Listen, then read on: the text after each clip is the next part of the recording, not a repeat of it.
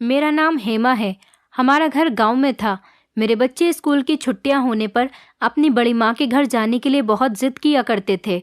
मैं अपने बच्चों को लेकर शहर अपनी जेठानी के घर चली जाती थी। मेरे पति जिस दिन हमें घर आना होता था उस दिन हमें लेने के लिए आ जाते थे।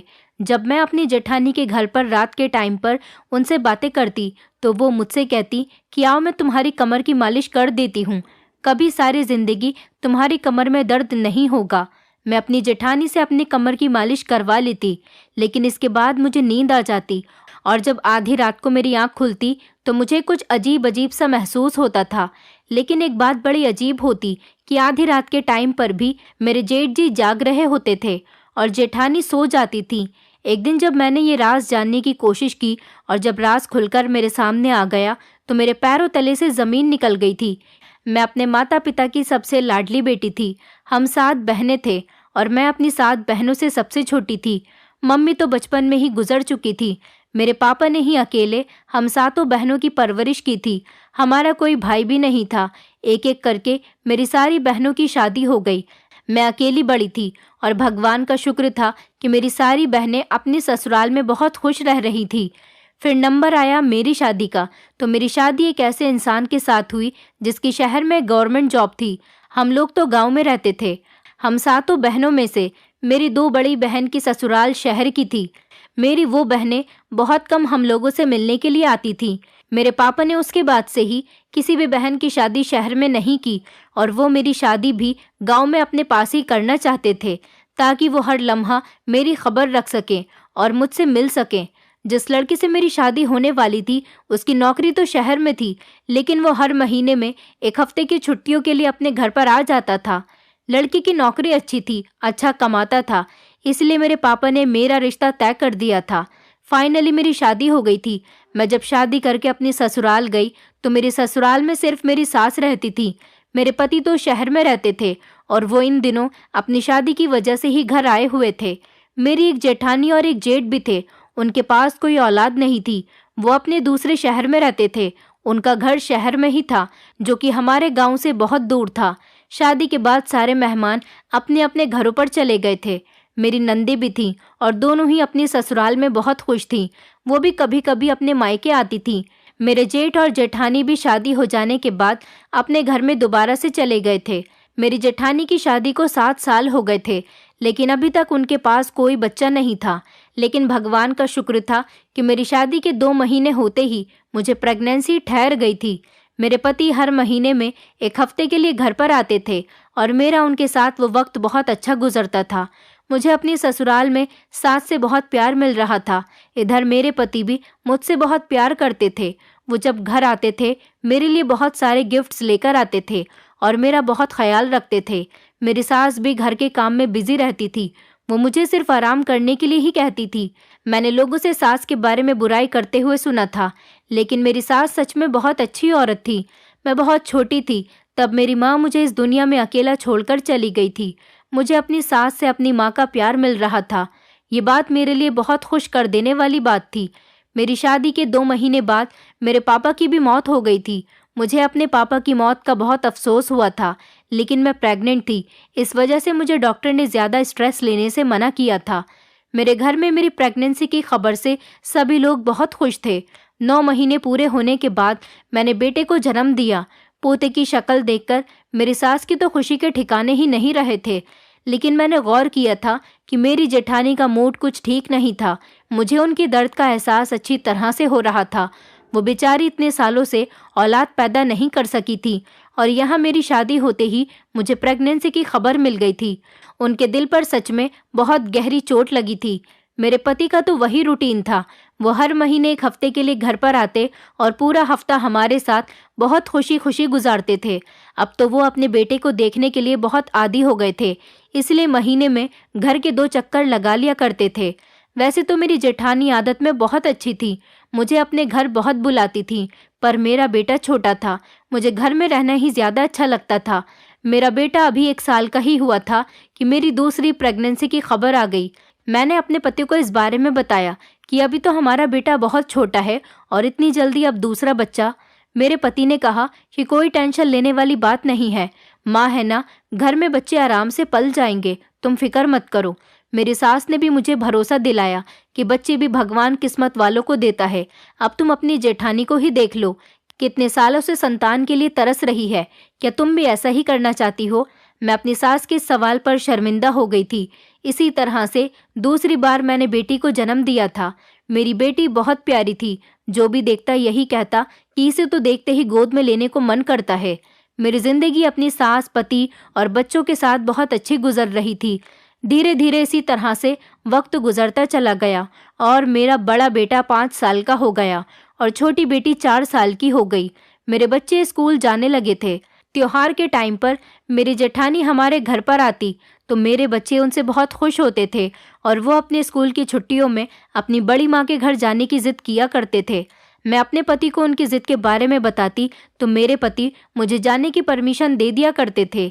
मेरी सास बीमार रहती थी, इसलिए मैं उनके लिए 3-4 दिन का खाना बनाकर रख जाती थी ताकि उन्हें परेशान न होना पड़े। अब हर दूसरे तीसरे महीने ऐसा ही होने लगा था। मेरे बच्चे अपनी बड़ी माँ के घर जाने की बहुत जिद किया करते थे। अगर मैं उनसे जाने को मना करती तो वो रोने लग जाते थे।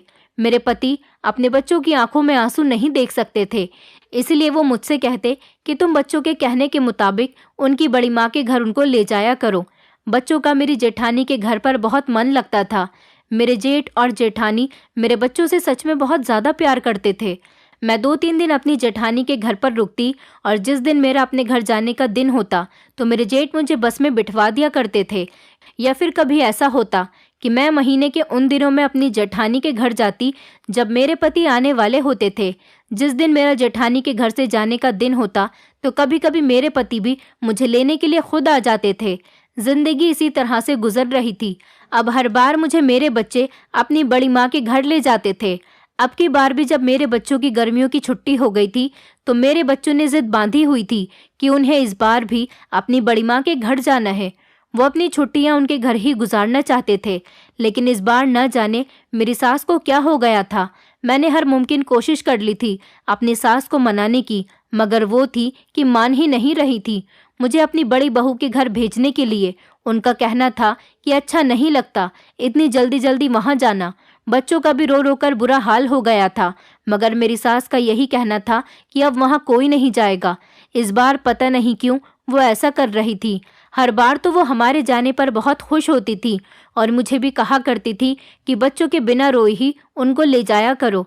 मुझे कुछ भी समझ में नहीं आ रहा था कि मेरी सास ऐसा क्यों कर रही थी। पहले तो वो मुझे फौरन भेज देती थी, लेकिन अब तो वो मेरी जेठानी के नाम से भी बहुत चिढ़ रही थी और बच्चों को भी डांट दिया करती थी कि आज के बाद वहां पर कोई नहीं जाएगा। मैंने बच्चों का रोना देखते हुए ज्यादा अपनी सास से जाने की जिद की तो उन्होंने कहा, बस खामोश रहो। मैंने कहा ना कि तुम इस बार बच्चों को लेकर वहां पर नहीं जाओगी तो बस नहीं जाओगी। बच्चों को समझा दो कि अब मैं उनके मुंह से वहां जाने का नाम न सुन लूं। ये न हो कि अब की बार मुझे तुम्हें समझाने के लिए कोई और तरीका अपनाना पड़े। तुम बच्चों की माँ हो, तुम ही उनको समझा सकती हो। मैंने हर तरीके से कोशिश कर ली कि वो मुझे वजह तो बता दें, लेकिन मेरी सास ने मुझे कुछ भी नहीं बताया। बस उनके मुंह से तो यही रट लगी हुई थी कि तुम बच्चों को लेकर वहां नहीं जाओगी। मैंने अपने पति को जब ये बात बताई तो उन्होंने अपनी माँ से फ़ोन पर बात की। उनकी माँ अपने बेटे से भी फ़ोन पर बहुत लड़ रही थी। इधर बच्चे फ़ोन पर अपने पापा से भी रो रो कर जिद कर रहे थे। उन्होंने भी अपनी मम्मी से कहा, आखिर ऐसा भी क्या हो गया जो आप इतना ज़्यादा गुस्सा कर रही हो। उन्होंने अपने बेटे को भी डांट दिया था। मेरी सास की बातों से तो ऐसा लग रहा था जैसे हम लोगों ने उनकी बहू के घर जाने की बात नहीं की हो, बल्कि कोई बहुत बड़ी गलती कर दी हो। मुझे उनके बदलते हुए अंदाज की ना तो कोई वजह पता चल रही थी और ना ही मुझे कुछ समझ आ रही थी। बच्चे तो रो धोकर सो गए थे। मैंने एक बार फिर से ये जानने की कोशिश की और अपनी सास से पूछा था कि माँ जी, इसमें जिद करने वाली क्या बात है।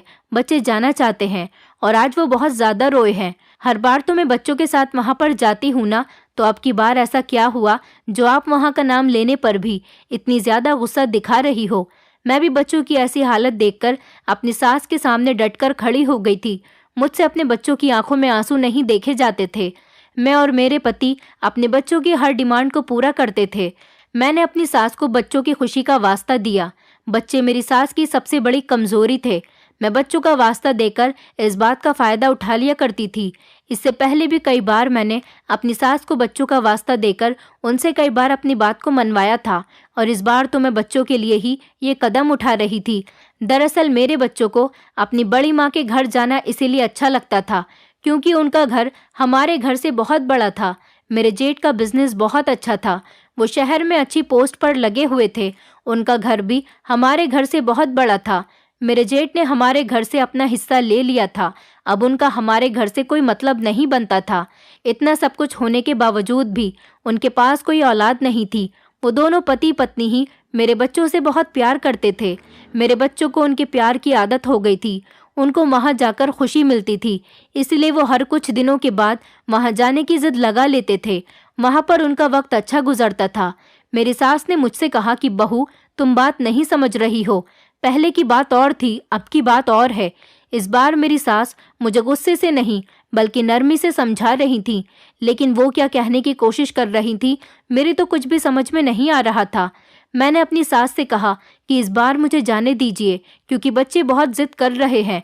आगे से मैं बच्चों को मारपीट करके समझा लिया करूंगी, क्योंकि अभी तक मैंने बच्चों पर हाथ नहीं उठाया है। अब आप जिद पर अड़ गई हैं और बच्चे भी जिद पर आ गए हैं। मैं आपके साथ तो कुछ नहीं कर सकती, पर बच्चों पर तो हाथ उठा सकती हूँ, इसलिए अब की बार मैं ऐसा ही करूंगी। मेरी ये बात सुनकर मेरी सास की आंखों में आंसू आ गए। उन्होंने कहा कि चलो, तुम्हारी मर्जी है, तुम जैसा चाहो वैसा करना। अगर तुम चाहो तो जा सकती हो, लेकिन प्रार्थना करना कि भगवान कभी तुम्हारे साथ कुछ गलत न करे, तुम्हारी और तुम्हारे बच्चों की उम्र लंबी करे। ये कहते हुए मेरी सास अपने कमरे में चली गई थी। उन्होंने कह दिया था कि तुम जाना चाहो तो जा सकती हो, मैं अब तुम्हें नहीं रोकूंगी। सुबह के टाइम पर बच्चे भी अपनी दादी को मनाने के लिए उनके कमरे में गए तो मेरी सास ने उनके सर पर हाथ रखते हुए कहा, ठीक है, तुम लोग चले जाओ। बच्चे उनकी ऐसी बात कहने पर बहुत ज़्यादा खुश हो गए थे। मैं भी खुशी खुशी कमरे में आकर जेठानी के घर जाने की तैयारी करने लगी थी। मैंने अपनी और बच्चों की सारी पैकिंग कर ली थी। अब की बार मेरे पति के आने में बहुत टाइम था। मैं बस से बच्चों के साथ अपनी जेठानी के घर चली गई थी। मैं जब अपनी जेठानी के घर पहुंची तो मेरी जेठानी बेचैनी से मेरा और बच्चों का दरवाजे पर खड़ी हुई इंतजार कर रही थी।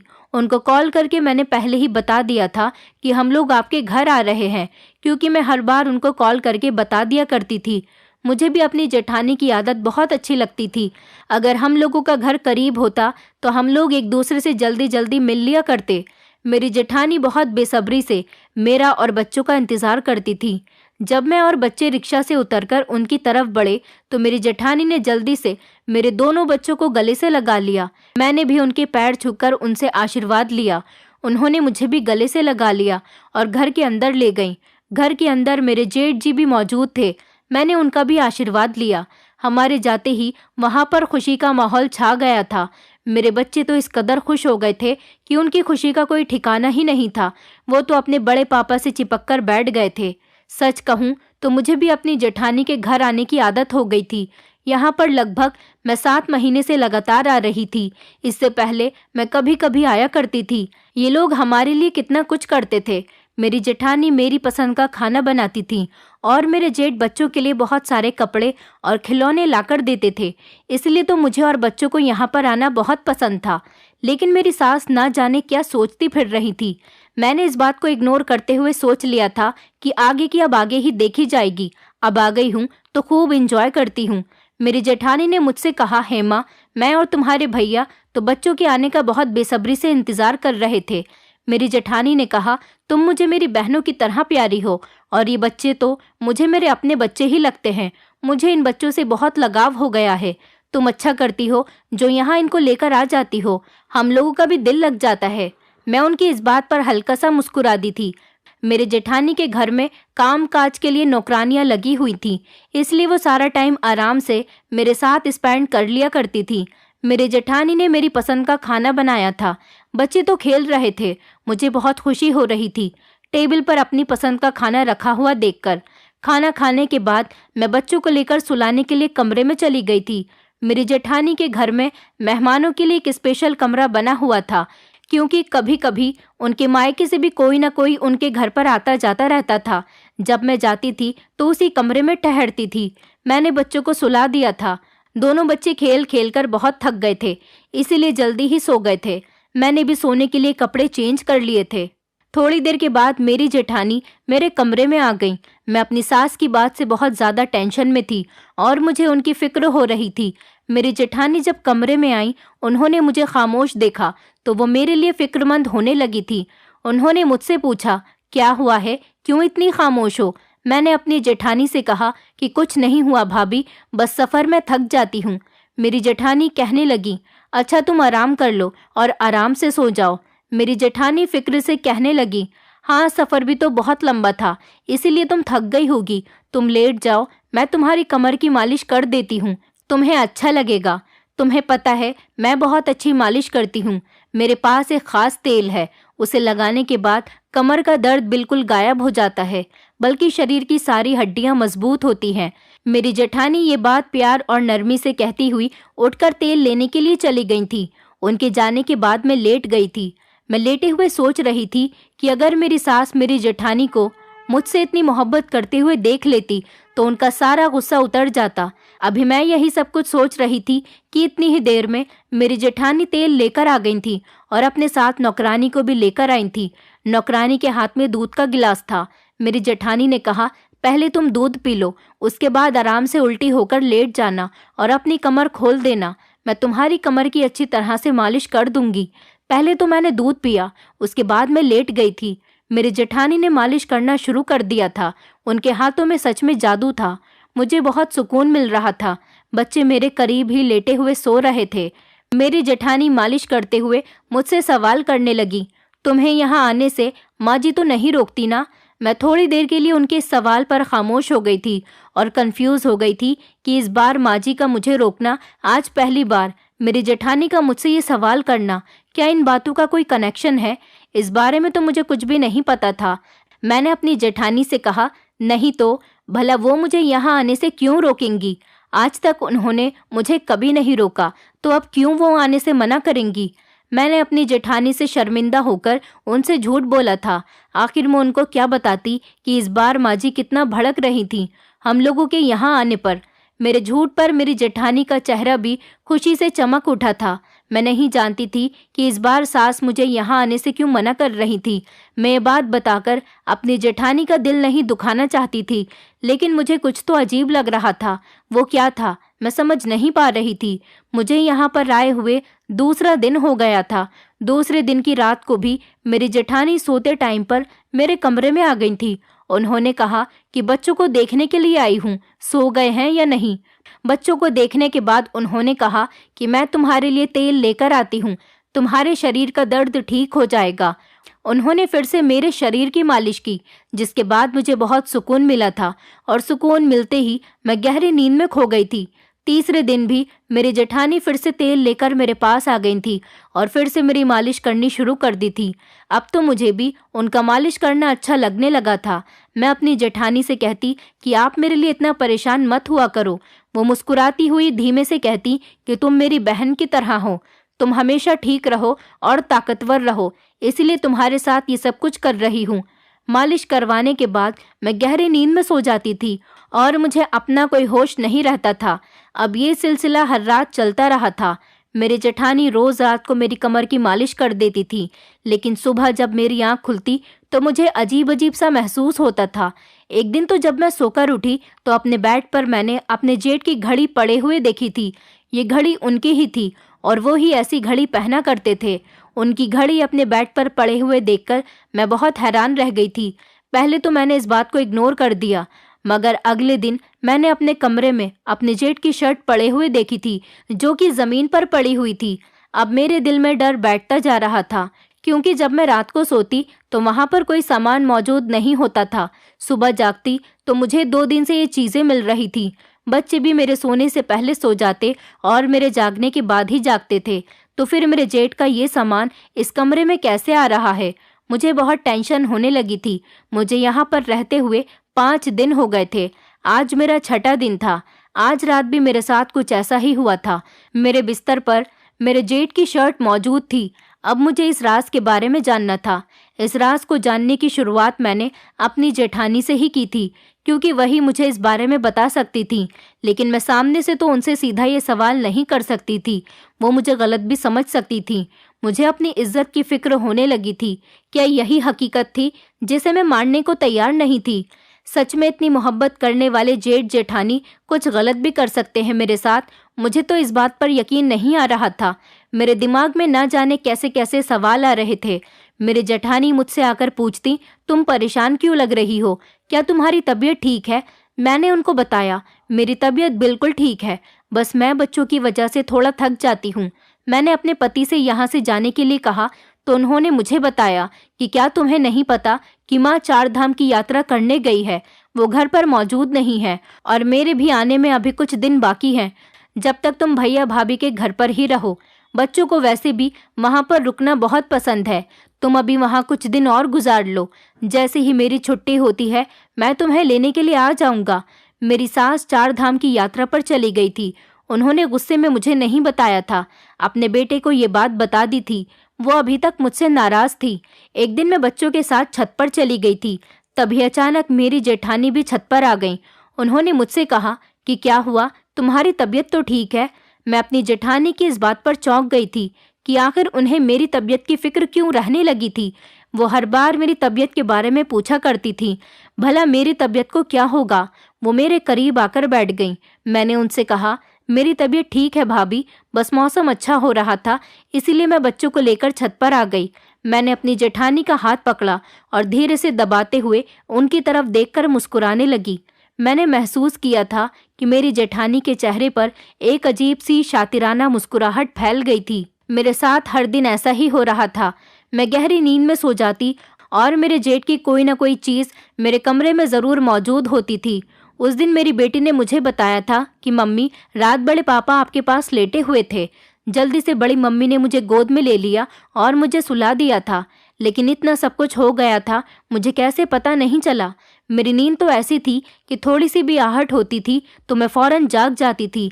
लेकिन यहाँ आने के बाद मुझे ऐसी नींद क्यों आ रही थी कि मेरी बेटी सोकर उठ गई थी और मुझे पता भी नहीं चला।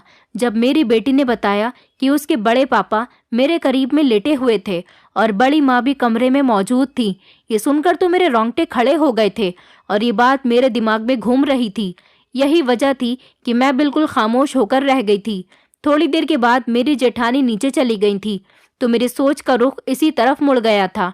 हर रात मेरी जेठानी का मेरी कमर पर तेल लगाना, मेरे ना चाहते हुए भी वो जबरदस्ती मेरी कमर पर मालिश कर दिया करती थी। इसके बाद मेरा गहरी नींद में चले जाना और रोज अपने जेठ की कोई ना कोई चीज मेरे कमरे में मौजूद होना। इधर मेरी बेटी ने मुझे जो बताया था ये सब कुछ कोई छोटी बात नहीं थी। और फिर जब मैं सुबह को सोकर उठती तो मुझे ऐसा महसूस होता जैसे मेरे साथ सच में कुछ तो हो रहा है। सुबह सुबह मैं अपने आप को बहुत थका हुआ महसूस करती थी, जबकि मेरी थकान दूर करने के लिए तो मेरी जेठानी कमर की मालिश किया करती थी। ये सब कुछ देखकर तो मेरा मन कर रहा था कि मैं अभी बच्चों को लेकर यहाँ से चली जाऊं। मेरे पति की भी रोज मेरे पास कॉल आती थी, लेकिन मैं इस तरह से हार मानकर यहाँ से नहीं जा सकती थी। मैं हकीकत के बारे में जानना चाहती थी, इसलिए जाने का इरादा तो मैंने कैंसिल कर दिया था, बल्कि अभी मैं और यहाँ 2-3 दिन रुकना चाहती थी। मैं सोचने लगी थी कि अब मैं क्या करूं और किस तरह इस हकीकत के बारे में पता लगा सकूं कि रात को मेरे जेठ कमरे में आकर मेरे साथ क्या करते थे। अगर मैं अपनी जेठानी से कुछ कहती तो बदनामी मेरी भी होती, इसलिए डर की वजह से मैंने किसी से कुछ नहीं कहा था। मेरी सोचें भटक भटक कर रात वाले हादसे पर जा रही थी। मैं तभी अपनी जगह से उठी और बच्चों को लेकर छत से नीचे आ गई थी। जब मैं छत से उतरकर कमरे की तरफ जा रही थी तो सामने से मेरे जेठ मुझे आते हुए नजर आए थे। उनकी नज़र जैसे ही मुझ पर पड़ी तो मुझे देखते ही उन्होंने अपनी नज़रों को नीचे कर लिया था। वो तो मेरे पास से गुजरे, मगर उन्होंने मेरी तरफ देखा तक नहीं था। उनकी इस हरकत पर मैं और भी ज्यादा उलझ गई थी। रात को मेरे कमरे में आने वाला इंसान सारा दिन सामने नहीं आता। आखिर ये सब कुछ क्या चल रहा था? ये मेरे साथ क्या हो रहा था? मुझे कुछ भी समझ में नहीं आ रहा था। मेरे सर में बहुत तेज दर्द होने लगा था। मैं अपने सर को दबाते हुए वहीं पर बैठ गई थी। इतना सोचने के बाद भी मुझे एक भी बात समझ नहीं आ रही थी। मैं हौसला करती हुई कमरे के अंदर चली आई थी। बच्चे बाहर ही खेल रहे थे। मैंने कमरे में बैठे बैठे एक प्लान तैयार किया था और इस पर कंसंट्रेट करने के लिए रात का इंतजार करने लगी थी। शाम हुई तो मैं फ्रेश हो गई थी। कमरे से बाहर आई तो मेरे जेठ जेठानी खाने की टेबल पर बैठे हुए मेरा इंतजार कर रहे थे। मुझे आता हुआ देखकर मेरी जेठानी ने मुस्कुराते हुए कहा, आओ बैठ जाओ, बच्चों को मैं खाना खिला चुकी हूँ, तुम आराम से बैठकर खाना खा लो। मैं अपनी जेठानी के करीब वाली कुर्सी पर जाकर बैठ गई थी। आज मैं हमेशा की तरह उनके साथ अच्छा बिहेव कर रही थी ताकि इनको पता न चल जाए कि मुझे इन दोनों पति पत्नी पर शक होने लगा है। मुझे अपने जेठ की शक्ल देखकर बहुत गुस्सा आ रहा था। मुझे सच तक पहुंचना था, इसलिए मुझे इनके साथ अच्छा ही बनकर रहना था। मेरा खाना खाने का थोड़ा सा भी मन नहीं कर रहा था, मगर सबको दिखाने के लिए बुरे दिल से खाना खाने लगी थी। मेरी जेठानी मेरी तरफ देखकर कहने लगी, तुम्हारी तबीयत तो ठीक है ना? वो ये बात भी मुझसे कई बार पूछ चुकी थी। कहने लगी, मतलब तुम्हें चक्कर वगैरह तो नहीं आ रहे ना? मैंने अभी खाना खाना शुरू ही किया था। मैंने अपनी जेठानी से कहा, मेरे साथ ऐसा कुछ नहीं हो रहा, मेरी तबीयत बिल्कुल ठीक है। मुझे हर बार उनकी इस बात का मतलब समझ नहीं आ रहा था। खाना खाने के बाद मैं बच्चों को लेकर कमरे में उन्हें सुलाने के लिए चली गई थी। थोड़ी देर के बाद बच्चे भी सो गए थे।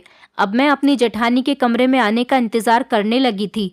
कुछ देर के बाद ही मेरी जेठानी कमरे का दरवाजा खोलकर अंदर आ गई थी और सीधा मेरे पास आकर बैठ गई थी। रोज के मुताबिक मेरी जेठानी मेरे लिए दूध का गिलास लेकर आई थी और साथ में मालिश करने के लिए तेल भी लेकर आई थी। मैंने दूध तो नहीं पिया था, बहाना कर दिया था कि मेरा दूध पीने का मन नहीं है, लेकिन आज मैंने जिस तेल से वो मालिश किया करती थी उस तेल को बदल दिया था। वो मेरे बदले हुए तेल से मालिश करने के बाद कमरे से चली गई थी। मैंने उनके जाते ही अपनी कमर को साफ कर लिया था। मैं नींद में धीरे धीरे जाने लगी थी, लेकिन मैंने खुद को संभाल लिया था। आज मेरे जेठ की तबीयत खराब हो गई थी और मैं सारी रात जागती रही, पर वो कमरे में नहीं आए और मुझे नींद भी नहीं आई थी। आज का मेरा प्लान तो फ्लॉप हो गया था, क्योंकि मेरे जेठ को बहुत तेज बुखार आ गया था।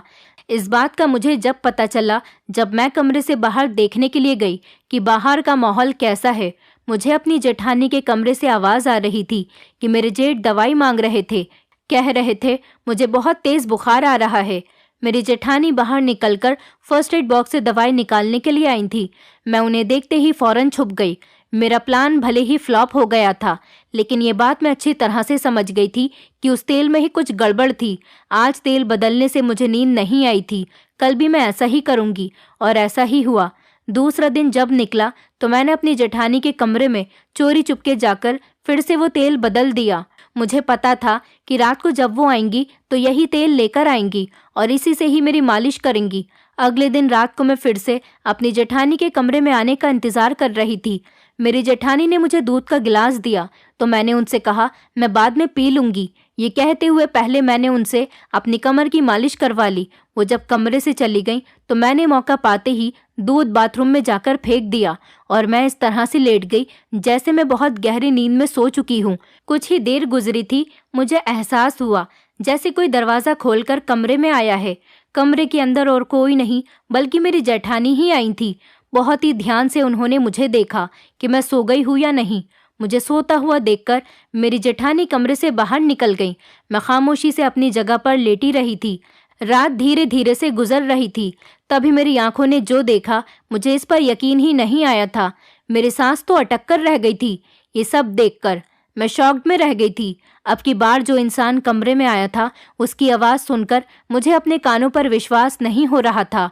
मेरे जेठ जेठानी दोनों ही कमरे में मौजूद थे और वो दोनों जिस तरह की बातें कर रहे थे उसे सुनकर मेरे रोंगटे खड़े हो गए थे। मैं जो सुन चुकी थी वो सब सच था। ऐसा कैसे हो सकता था? क्या लोगों के इतने चेहरे भी होते हैं? मैं हैरान रह गई थी।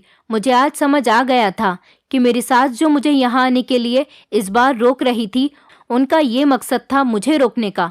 मेरे दिमाग में मेरी सास की सारी बातें घूम रही थी। मुझे उनके चेहरे की फिक्र और परेशानी अब समझ आ गई थी। मुझसे उन लोगों की बातें बर्दाश्त नहीं हुई और मैं फौरन गुस्से में उठकर खड़ी हो गई, क्योंकि मैं बहुत मुश्किल वक्त से गुजर रही थी। उधर मेरी सास मेरे लिए प्रार्थना करने के लिए 4 धाम की यात्रा करने गई हुई थी। मेरी जेठानी अपने पति को कमरे में लेकर आई थी। उन्होंने अपने पति से कहा, देखो, तुम रोज यहाँ इसके साथ रात गुजारते हो, इसके बावजूद भी अब तक ये प्रेग्नेंट क्यों नहीं हुई? जबकि ये अपने पति से तो 2 महीने बाद ही प्रेग्नेंट हो गई थी और इसने 2 बच्चों को भी पैदा किया है। अब ये 1-2 दिन के बाद हमारे घर से चली जाएगी। मैं चाहती थी कि ये जल्दी ही प्रेग्नेंट हो जाए। अगर इसके प्रेग्नेंट होने की खबर मुझे जल्दी ही मिल गई तो मैं इसे अपने घर से जाने नहीं दूंगी और इसका बहुत ख्याल रखूंगी, यहाँ तक कि इसकी डिलीवरी भी यहीं पर करवाऊंगी। उसके बाद इस पर कोई इल्ज़ाम लगा देंगे और आप भी कह देना कि ये बच्चा मेरा है। हम इसके पति को यकीन दिला देंगे कि तुम दोनों का अफेयर चल रहा है और बच्चा लेने के बाद आप इसको घर से निकाल देना। फिर ये जहाँ चाहे वहाँ जाए, हमें इसकी कोई परवाह नहीं। हमारे पास तो हमारा बच्चा आ जाएगा। वैसे भी हमने ये सब कुछ बच्चे के लिए ही तो किया है। अब मुझसे सब्र नहीं हो रहा था। जल्दी ही तुम अपना काम पूरा करो ताकि हम अपने प्लान में कामयाब हो सके। मेरे जेठ कहने लगे, मैं तो रोज इसके साथ रात गुजारता हूँ, पता नहीं कैसे ये अभी तक प्रेग्नेंट नहीं हुई, जबकि डॉक्टर ने चेकअप करने पर तुम्हारे अंदर कमी बताई है। मेरे अंदर नहीं, मैं तो बिल्कुल ठीक हूँ। तो फिर ये अभी तक मेरे बच्चे की माँ क्यों नहीं बन रही? अब मैं समझ गई थी कि आखिर इन दोनों पति पत्नी का बिहेवियर मेरे और मेरे बच्चों के साथ इतना ज़्यादा अच्छा क्यों रहता था, क्योंकि ये लोग अपने मतलब के लिए ही मुझसे अच्छा बिहेवियर रखते थे। इसका मतलब साफ था कि मेरी सास को पहले ही इन दोनों की नियत पर शक था, तभी तो इस बार वो मुझे यहाँ आने नहीं दे रही थी। मैं इस बात पर बहुत रोई थी। आज मेरा यकीन खून के रिश्तों पर से उठ गया था। ये बात सच थी कि मेरी जेठानी और जेठ के दिल पर बच्चों को लेकर बहुत बुरा असर पड़ रहा था, लेकिन क्या उनका ये सब करना ठीक था कि उन्होंने अपनी हवस का निशाना मुझे बनाया? उन्होंने इस बारे में नहीं सोचा कि उनके ऐसा करने से मेरा घर भी बर्बाद हो सकता है। वो लोग मेरे पति के दिल में ये सब डालना चाहते थे कि मेरा अपने जेठ के साथ अफेयर चल रहा है और अगर मैं प्रेग्नेंट हो जाती तो वो बच्चा पैदा होने के बाद खुद ले लेते, और बाद में अगर मैं इस बात पर किसी को यकीन दिलाने की कोशिश भी करती कि मेरे जेठ के साथ अफेयर नहीं चल रहा तो उनके पास पक्का सबूत है। वो लोग डीएनए टेस्ट की रिपोर्ट भी तो करवा सकते थे, क्योंकि वो बच्चा तो सच में मेरे जेठ का ही होता। ये सारी बातें जानने के बाद मेरे पति मुझे छोड़ देते और मैं बेसहारा हो जाती। भगवान का शुक्र था कि मैं अपने जेठ से प्रेग्नेंट नहीं हुई थी, वरना तो मेरी जिंदगी में बहुत सारी मुसीबतें मेरा इंतजार कर रही होती। मुझे खुद से नफरत होने लगी थी और अपने जेठ जेठानी की मोहब्बत ने मेरी आंखों पर पट्टी बांधी थी। मैं बेवकूफ़ थी कि अपनी सास के इतना समझाने के बावजूद भी जिद करके इनके घर पर आ गई थी। मुझे इन दोनों पति पत्नी से सख्त नफरत हो रही थी, क्योंकि आज मैंने इन लोगों की बातों को अपने कानों से जो सुन लिया था। मैं झट से खड़ी हो गई और अपने जेठ का गिरेबान पकड़ लिया। मैंने कहा, बताओ तुमने मेरे साथ ऐसा क्यों किया? मैं आपको अपने भैया की तरह समझती थी, और भाभी आपको तो मैंने हमेशा अपनी बहन से कम नहीं समझा। मुझे नहीं पता था कि आप लोग अपना मतलब पूरा करने के लिए इतना ज्यादा गिर सकते हो। उन दोनों को उम्मीद नहीं थी कि मेरे सामने उनका सच खुलकर भी आ सकता है। वो दोनों बड़ी हैरानी से मेरी तरफ देख रहे थे, क्योंकि उन्हें तो यही लग रहा था कि मैं सो रही हूँ। इस शोर शराबे से मेरे बच्चे भी जाग गए थे। रात के 3:30 बज रहे थे। मैंने अपनी बेटी को गोद में लिया और बेटे का हाथ पकड़कर उसी टाइम घर से जाने लगी। मेरे जेठ जेठानी मुझे रोकने की बहुत कोशिश कर रहे थे, क्योंकि अब उन्हें पता था कि उनकी हकीकत अब सबके सामने आने वाली है। वो दोनों मुझसे माफ़ी मांग रहे थे और कह रहे थे कि इस बारे में किसी को मत बताना, लेकिन मैं खामोश नहीं रह सकती थी। मैं रात के 3:30 बजे के टाइम ही अपने बच्चों के साथ उनके घर से निकल आई थी। अंधेरी रात में मेरी कुछ समझ में नहीं आ रहा था, पर यह तो अच्छा था कि मुझे एक रिक्शा मिल गया। जिस शहर में मेरे जेठ जेठानी रहते थे, वहां से लगभग 10 किलोमीटर दूर के रास्ते पर मेरी दीदी भी रहती थी। मैं अपने बच्चों को लेकर उनके घर चली गई और वहां जाने के बाद मैंने अपने पति को कॉल करके सारी बात बता दी। अगले ही दिन मेरे पति दौड़ते हुए मेरे पास आ गए थे और वो मुझे लेकर अपने भैया भाभी के पास चले गए। उन लोगों ने मेरी बात को झुठलाने की बहुत कोशिश की, पर जब मैंने अपनी बेटी से कहा कि अपने पापा को बताओ एक दिन तुमने रात को क्या देखा था, मेरी बेटी ने अपने पापा को बता दिया कि पापा, मैंने देखा था कि बड़े पापा मम्मी के पास लेटे हुए थे। ये सब सुनकर मेरे पति ने अपने भाई के मुंह पर थप्पड़ मार दिया और उनको बहुत उल्टी सीधी बातें सुनाई। मेरे पति ने उनसे सारे संबंध खत्म कर दिए और मेरा हाथ पकड़कर मुझे उस घर से वापस ले आए थे। मेरी सास को भी जब ये बात पता चली तो उन्होंने अपने बड़े बहू बेटे से सारे संबंध खत्म कर दिए। उन्होंने कहा, आज के बाद तुम्हें हमारे घर कदम रखने की कोई ज़रूरत नहीं। मैंने अपने बच्चों को भी समझा दिया था कि वो दोनों बहुत गंदे हैं, हम उनके घर नहीं जाएंगे। मेरे पति इस बात पर बहुत शर्मिंदा हो रहे थे कि उनके भैया भाभी ने सिर्फ संतान हासिल करने के लिए मेरा फायदा उठाया था और आगे वो जो करने वाले थे उसकी वजह से मेरे और मेरे पति की जिंदगी बर्बाद हो जाती। हम लोगों को आज तक इस हादसे पर बहुत अफसोस है। हम दोनों पति पत्नी उन लोगों से सारे संबंध खत्म कर चुके हैं। वो लोग हमसे बहुत माफ़ी मांगते हैं। सुना है कि मेरे जेठ की बहुत ज़्यादा तबीयत खराब हो रही है। उन्हें कोई बड़ी बीमारी लग गई, लेकिन मेरे पति ने कसम खाई हुई है कि वो मर जाएंगे लेकिन कभी अपने भाई भाभी से रिश्ता नहीं जोड़ेंगे। मुझे अच्छा लगा था कि मेरे पति ने मेरा साथ दिया था और उन्होंने जल्दी ही मेरी बात पर यकीन भी कर लिया था, वरना तो मैं लोगों को देखती हूँ कि वो गलतफहमी का शिकार होकर अपना घर बर्बाद कर लेते हैं। मेरे पति मुझ पर बहुत भरोसा करते थे। मैं अपने परिवार के साथ आज बहुत खुश हूँ। दोस्तों, उम्मीद करती हूँ आपको हमारी कहानी पसंद आई होगी। कहानी पसंद आई है तो वीडियो को लाइक करें, चैनल पर नए हैं तो चैनल को सब्सक्राइब करें और हाँ, नोटिफिकेशन बेल को ज़रूर दबाएं ताकि अगली अपडेट सबसे पहले आपको मिले।